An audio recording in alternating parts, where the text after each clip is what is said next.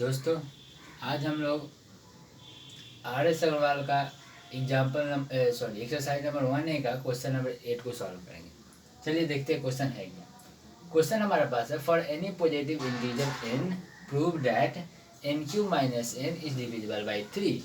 कोई भी positive number हमारे पास n है, हमें ये प्रूव करना है कि NQ माइनस n जो है डिविजिबल हो जाएगा, 6 से डिविजिबल हो जाएगा, 6 से डिविजिबल होगा।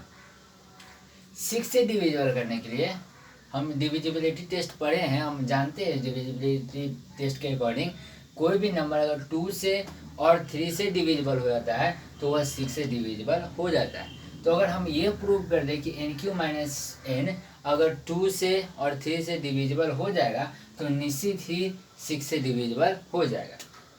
चलिए सॉल्यूशन हम लोग देखते हैं। सबसे पहले NQ माइनस n को हम लोग सिंपलेस्ट फॉर्म में तोड़ेंगे। NQ माइनस n, अगर हम इसमें n कॉमन ले लिए, इस दोनों में तो n कॉमन ले लिए तो इधर बचा n स्क्वायर और माइनस 1, तो यहाँ हो गया a square minus B square के फॉर्म में, क्योंकि 1 का स्क्वायर भी क्या होता है, 1 ही होगा। ठीक है, तो हमारे पास हो गया n into A square minus B square का फॉर्मूला होता है a minus B into A plus B. तो हम लिखेंगे n minus 1 into n plus 1। इस NQ माइनस n को हम लोग शॉर्ट फॉर्म में स्प्लिट कर लिए, n into n minus 1 into n plus 1। अब हम लोग सबसे पहले देखते हैं n को 3 से डिवाइड करेंगे। जब हम किसी इंटीजर n को 3 से डिवाइड करेंगे तो क्या होगा। हम जानते हैं कि किसी नंबर 3 को n से डिवाइड करेंगे तो रिमाइंडर हमारे पास या तो 0 होगा, या तो 1 होगा, या तो 2 होगा। तो हम लिखते हैं कि on dividing n by 3, on dividing n by 3, जब हम इस n को, n इंटीजर को 3 से डिवाइड करेंगे तो सपोज हम लोग मान लेंगे p be the question, p को क्वेश्चन मान लेंगे और r को रिमाइंडर मान लेंगे। Suppose p and r are the question and remainder respectively. जब हमने n को 3 से, जब हमने n को 3 से डिवाइड किया तब हमने माना कि p हमारे पास क्वोशिएंट है और r हमारे पास रिमाइंडर हो जाएगा। अब हम देखेंगे कि यहाँ जो, तो हम हम एक according to Euclid division lemma के अकॉर्डिंग हम लिख सकते हैं division is equal to divider into quotient plus remainder. तो हमारे पास हो जाएगा n is equal to 3 plus r, where r is greater और equal than 0 and smaller than 3। मतलब r क्या क्या हो सकता है, r हमारे पास पॉसिबल है कि 0 हो सकता है, r हमारे पास 1 हो सकता है और r हमारे पास 2 हो सकता है। तो यहाँ 3 केस बनेगा। Case number 1, when r is equal to 0, then हमारे पास क्या हो जाएगा, then n is equal to 3p plus 0 is equal to 3p। तो ये n इंटीजर हो जाएगा, हमारे पास क्या हो जाएगा, 3p हो जाएगा। इसका मतलब n is divisible by 6, n is divisible by 3। n divisible है 3 से जब n किसके फॉर्म में है, if n is equal to 3p। अगर n 3p में है तो n डिविजिबल है, n डिविजिबल है 3 से।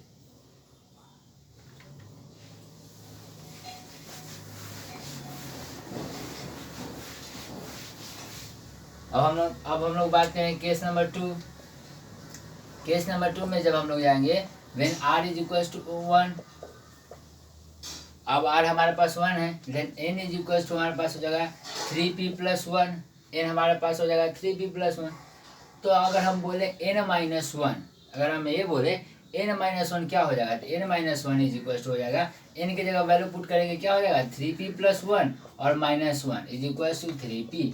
तो हम बोल सकते हैं कि जब n का वैल्यू हमारे पास 3p प्लस 1 है, जब n 3p प्लस 1 के फॉर्म में है, उस समय n minus 1 is divisible by 3। हम लिख सकते हैं कि n minus 1 is divisible by 3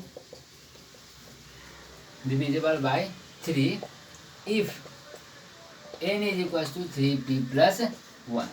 चलिए अब हम लोग केस 3 में चलते हैं। केस 3 में बात करते हैं when r is equal to 2, जब हमारे पास r क्या होगा, 2 हो जाएगा। तो n is equal to 3p plus 2। तो जब n हमारे पास 3p प्लस 2 हो जाएगा तो हम अगर n प्लस 1 कैसे लिखेंगे, n प्लस वन हमारे पास क्या हो जाएगा, n प्लस वन हो जाएगा हमारे पास 3p प्लस टू और plus one is equal to 3p plus 3 is equal to हमारे पास 3 जब कॉमन ले लेंगे तो हमारे पास हो जाएगा p प्लस वन। ठीक है, तो हम जब यहाँ केस 3 में देखें, जब हमारे पास n is equal to 3p plus two है तो उस समय n plus one is divisible by 3, क्योंकि n प्लस वन किसका मल्टीपल है, 3 का मल्टीपल है। तो हम लिखेंगे इसको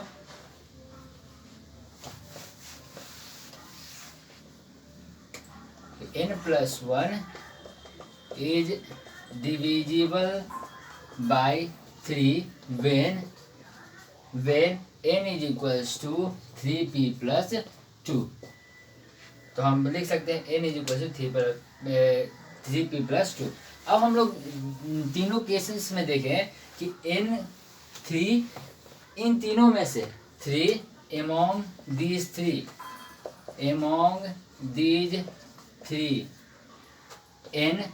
n माइनस वन और n plus one among these three हम लोग देखें n among these three n minus one और n प्लस वन 3 किसी न किसी एक का डिविजिबल होगा, किसी न किसी एक का डिविजिबल होगा, या तो n का डिविजिबल हो सकता है, या वो n माइनस वन का डिविजिबल हो सकता है, या वो n प्लस वन का डिविजिबल हो सकता है। तो हम बोल सकते हैं therefore n into n minus one into n plus one is divisible by 3। हम ये बोल सकते हैं कि जो हमारे पास n into N minus one into N plus one हमारे पास क्या हो जाएगा, 3 से डिविजिबल होगा। तो हमने अभी प्रूव कर दिया, जब हमारे पास n into N minus one into N plus one divisible हुआ 3 से, इसका मतलब यही इसी को हम लोग जब स्प्लिट किए थे तो हमारे पास क्या आया था, n into N minus one into N plus one. हम बोल सकते हैं n cube minus one is divisible by 3। तो हमारे पास एन क्यू माइनस एन जो हो गया 3 से डिविजिबल हो गया।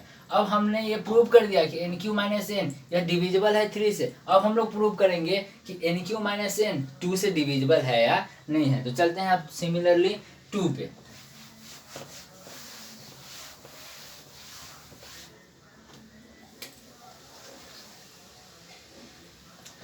अब सिमिलरली अब हम लोग बात करेंगे 2 से। तो जब when n is divisible by 2, n is divisible by 2, then let मान लेते हैं q be the quotient and r be the remainder, q and r be the quotient and remainder। जब हम लोग n को डिवाइड किए 2 से, when n is divisible by, जब हम लोग 2 को डिवाइड किए n को डिवाइड किए 2 से, तो हम माने कि q हमारे पास क्वोशेंट है और r हमारे पास रिमाइंडर है। तो then by using Euclid division lemma हम लोग लिख सकते हैं n is equals to 2q plus r, where r is greater और equal than 0 and smaller than 2। r जहाँ हम लोग लिखे n is equals to 2q plus r, where r greater और इक्वल 0 के होगा और स्मॉलर 2 के होगा। इस r का पॉसिबिलिटी क्या है, r का पॉसिबिलिटी 0 और 1 है। तो हम लोग केस 1 में बात करेंगे, r इज इक्वल टू 0, जब r हमारे पास 0 है। ठीक है, तो जब r हमारे पास 0 है तो हम लिख सकते हैं n is equal to 2q plus 0 is equal to 2q। तो जब हमारे पास पहला केस में हम बोले जब r हमारे पास 0 है तो n हमारे पास किस फॉर्म में है, 2q के फॉर्म में। तो हम लिख सकते हैं कि 2n is divisible by 2, completely divisible. But n क्या है, कम्प्लीटली डिविजिबल है किससे, 2 से, अकॉर्डिंग टू, क्योंकि यह 2n जो है हमारा 2 का मल्टीपल है, इसलिए n कम्प्लीटली डिविजिबल है 2 से। चलिए अब हम लोग केस 2 में बात करते हैं। When r is equal to 1, जब हमारे पास r क्या है 1 है, तो हम n इज इक्वल टू लिख सकते हैं 2q प्लस 1। n को हम लिख सकते हैं क्या, 2q plus 1।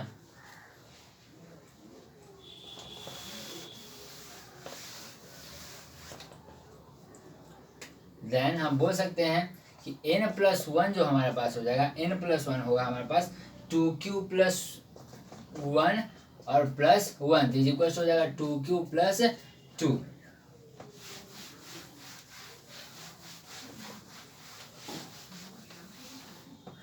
And n minus 1 हमारे पास हो जाएगा 2q प्लस 1 माइनस 1 मीन्स क्या हो जाएगा, 1 1 कैंसिल मीन्स 2q। तो जब हम देखें कि जब n का वैल्यू हमारे पास 2q+1 था उस समय n+1 भी 2 से डिविजिबल हो गया। यहाँ पर हम लोग 2 को कॉमन ले लेंगे तो q+2 सॉरी q+1, ठीक है। तो हमने देखा कि जब n का वैल्यू 2q+1 था उस समय में उस केस में n+1 भी 2 का डिविजिबल हो गया, 2 से कम्प्लीटली डिविजिबल हो गया, और n-1 भी 2 से कम्प्लीटली डिविजिबल हो गया। तो हम लिखेंगे n+1 and n-1 is completely divisible by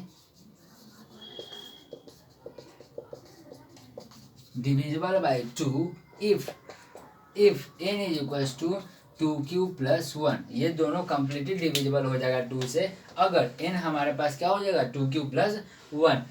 इसलिए हम बोल सकते हैं देयरफॉर हम बोल सकते हैं n into n+1 into n-1 is completely divisible